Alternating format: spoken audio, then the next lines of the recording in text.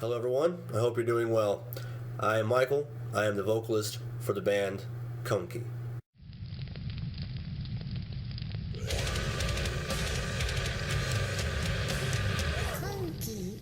Welcome to today's video. This video series will be going through each one of our songs, lyric by lyric, so I can sort of explain to you where my mindset was, what the lyrics mean, that whole kind of thing. So join me on this journey of our first release, Black Sheep. I made this lyric video, obviously. You know, these little raw things or whatever, those were hard to do because apparently the effects process I had ran out of its trial, I guess, and it gave me like these big X's across it. So I was able to like scrunch it down and throw it to the side to where the X wouldn't hit it. I don't know. I just need to buy the program. I was unsure of what was going on. It was like the Sapphire plugins for Sony Vegas.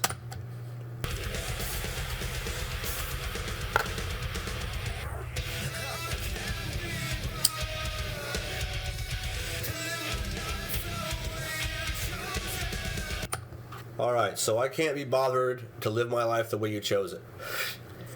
Now that is referring to, and this whole song is referring to my childhood. I was not believed in as a kid, and that is an understatement. My teachers, my friends' parents, even my own parents for a long time, especially my mother, did not really believe in my future. They did not believe I was going to amount to anything because I had problems controlling my emotions. I acted out a lot. They put me on all this medication. I just couldn't control the energy I had inside me. I was always very hyper.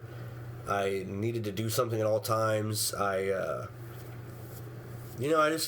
had trouble controlling myself, and I did not like authority. But it doesn't matter. Let's move on. Now that line pertains to all the Ritalin and Zoloft and all this medication they put me on that made me a fucking zombie. I will not be altered like that. I am who I am, and just let me grow. You know what I mean?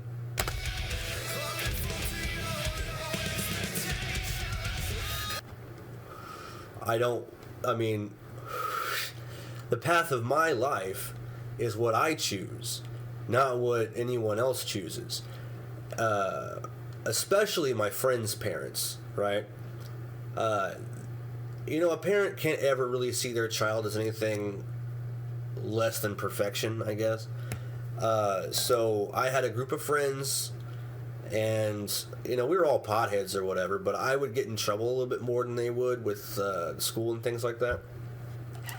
So I was the one that was going to end up dead in the gutter. I was the one who was going to be hooked on heroin and die by 35 or 20 or whatever the fuck. I was the one that was going to be in jail my whole life. I was the one that's going to be on meth and raping girls and having all these, like, I was going to be the stereotypical bad guy in all these people's fucking heads. And don't act like I didn't know and that didn't affect me. It hurt my heart a lot. It was pretty fucking bad.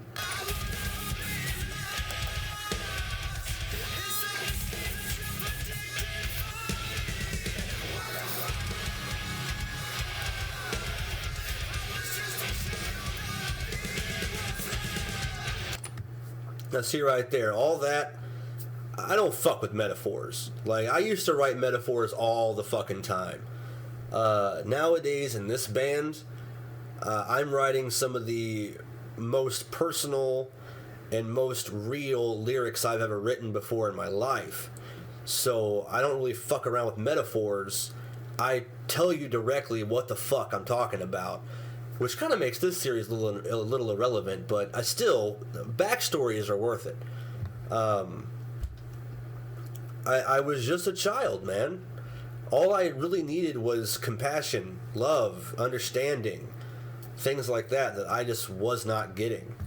And I can't put it all on my mother. She worked a lot and things like that, but you know, I don't know. She's definitely a boomer. She's definitely set in her Republican kind of ways. And back then, it was just commonplace to beat your fucking children. So, you know, I can't really. I mean, I don't know how to say it other than, like, I mean, she never balled up her fist and punched me, but she definitely wasn't gentle when it came to punishment. But that was the norm back then, you know. There's so much we're discovering nowadays that are very traumatic to children back then. It's unreal. So many of us suffer from anxiety and depression and all kinds of things due to our upbringing when our parents didn't think they were doing anything wrong. And that's sad. Because back then, people were praised for beating their children. You know? Let's move on.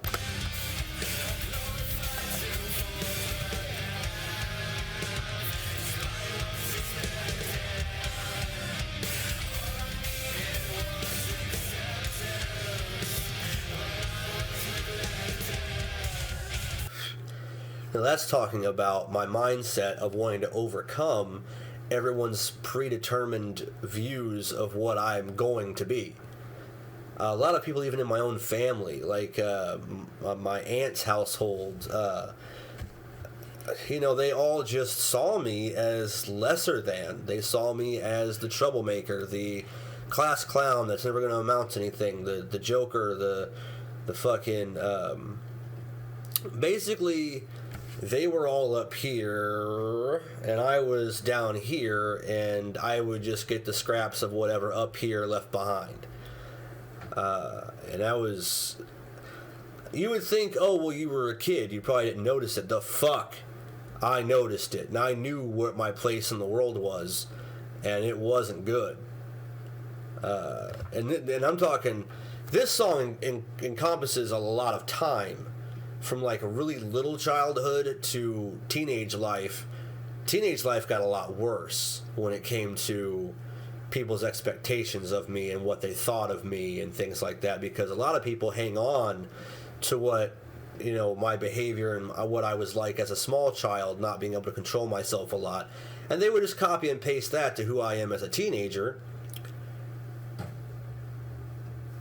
and their opinion of me never changes. And it's pretty rough. I always had an abundance of love in my heart, and I always wanted people to be happy, and it was rough, you know. It was rough. But let's keep going.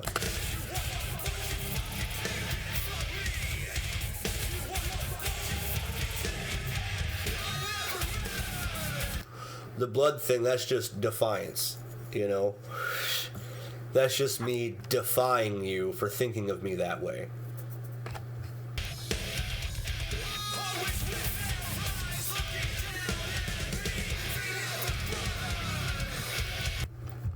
They never bothered to try to augment their opinion of me. Once they had their opinion, that was it. And the sad thing is, a lot of my family still think that way of me. And I'll get into that later.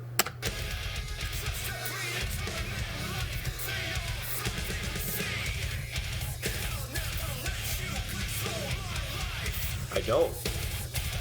Strings to hold me down.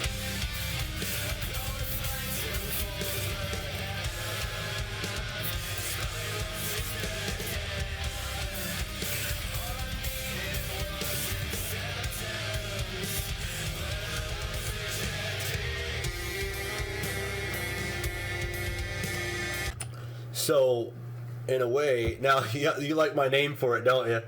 Let's see if I can get that pulled back. Yeah. Just lyric and a bunch of random letters, because I was like, I'll find it this way. I'll title it when it gets to YouTube. Like, this is the raw file of the rendered video. So you would think that neglected and rejected are just thrown in there because they rhyme, and they're kind of the same thing on the tail ends of both choruses or whatever, which is not fucking true, actually.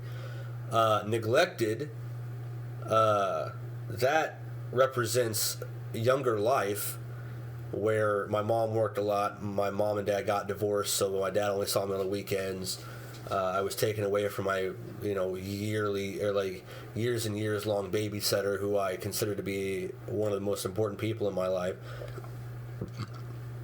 And I was basically set at home with my uncle, which, props to my uncle. He did his best, But my mom was never around that much, and my dad wasn't allowed to be around that much. It was basically my entire small childhood consisted of myself, by myself, in a room with some toys and a mirror. I would play with my little X-Men toys, and I would sing to myself in the mirror. I got into things like Stone Temple Pilots and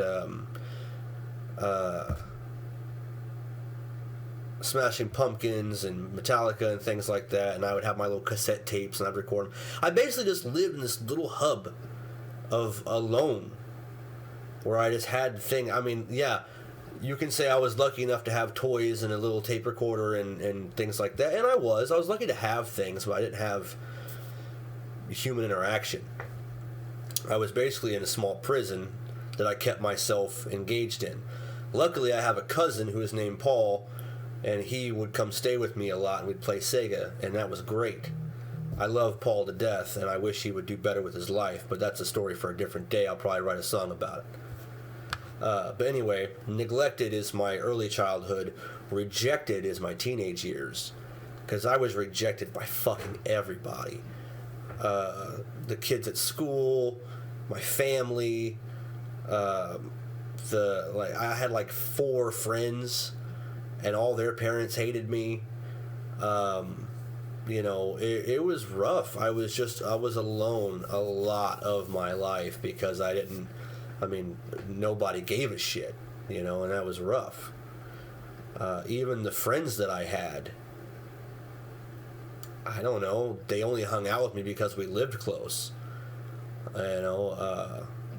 It's like that movie, The Boys? No, it's not The Boys. Good Boys or something like that, where the older kids tell the younger kids, well, you guys are only best friends because you live close by each other. And they come to find out that's kind of true. And that's pretty much what my childhood was. I had like 3 friends, and they only hung out with me because I was down the block. And we all smoked weed.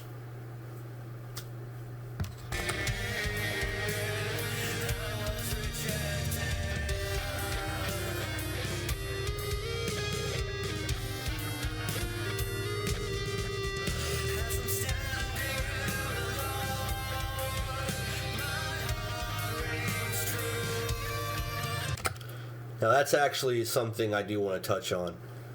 That lyric is in there, my heart rings true, because throughout all of that, all the suffering, all of the loneliness, all of the bullshit, and I'm not trying to say that I had a terrible, terrible childhood, because I know for a fact people suffered way more than I have, but this is my song. This is my story. And I'm not saying it's better or worse than anybody else's story. This is just my 3 minutes to talk about my personal experience. I'm not putting myself on a high level of my childhood was worse than yours. It's not a fucking contest. This is just my expression of my life. I want to put that out there because I don't want people to think I'm, romanticizing pain, because that's not what any of my music is about. Any of my lyrics, it's not about romanticizing fucking anything. It's more or less about raising awareness that kids aren't always okay just because they're playing, Melanie Martinez has a song, my stepdaughter's really into her, and it plays in the background sometimes. There was a lyric in one of her songs that just, I was like not paying attention, and then it hit me like a ton of bricks. I was like, wait, back that up. And it was kids are still depressed when you dress them up. And I was like, oh, fuck. Yeah. Just because things look nice doesn't mean the kids aren't hurting, you know, over whatever. But yeah, my heart rings true. That's what I stopped the video for. I'm sorry, I like to ramble. I'm very proud of the fact that through all of that, I always kept a good heart and my childlike wonder. I still have all this love to give to people. I still have my integrity, my dignity, my outward love and compassion for other humans. Like, it didn't harden me. And I think that's very important when dealing with trauma and traumatic issues, is to be able to still hold on to what makes you who you are, and to never lose that piece of you inside that is still compassionate for the human race and still can still love.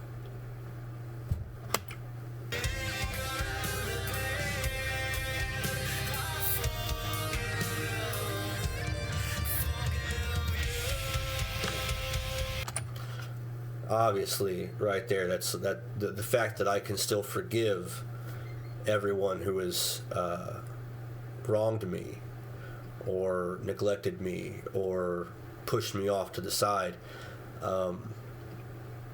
It's a testament to who I've become, you know. I'm not the little kid I was. I'm not the teenager I was. I'm a full-grown man who takes responsibility for his own life. I'm a loving husband and father. You know, I'm not going to go through all that, but the fact that I'm able to sit here or stand here or live my life and not harbor hate for anyone, I mean, I'm proud of myself for that. That I can look at these people and not scowl and not be upset or not be triggered by memories, you know. I forgive them. I forgive all of them because none of that stuff matters anymore, because that's not who I am. Was it shitty? Yeah, it was shitty. You shouldn't treat a child like that. But I've overcome all that, and I've become a good man. And that's the best I could have done. But I did it on my own. And maybe it's more valuable that way. I don't know. Oh, this lyric here, because I stand here a better man, that kind of sounds shitty. This song is a combination of forgiveness yet proudness, if that makes any sense.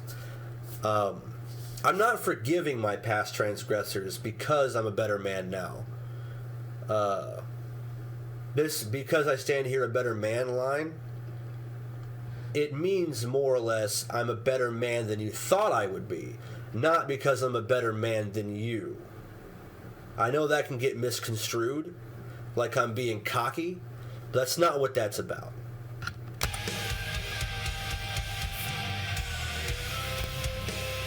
I think I clear that up with this next line.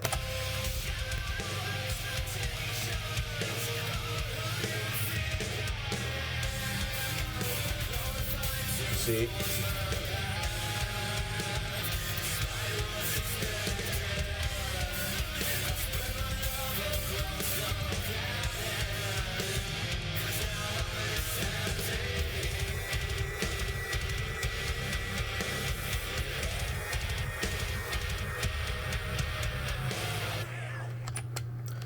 Now, that last line that states, "Now I'm accepted," that doesn't necessarily mean I'm accepted by the people who didn't accept me before. That's irrelevant.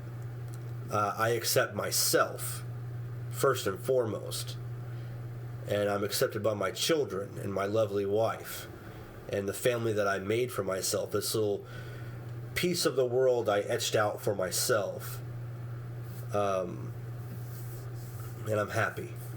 You know, the thing is, and now I'm going to gonna ramble a little bit more, and then we'll get out of here. But the thing is, everyone thought that I was going to be the black sheep. Everyone thought that I was going to be the fuck up, the troublemaker, the person in jail, the person hooked on drugs, the person who rapes women or kills people or whatever. Or I'd just be dead in a ditch somewhere before I'm 30. Unfortunately, well, I don't know how to say it.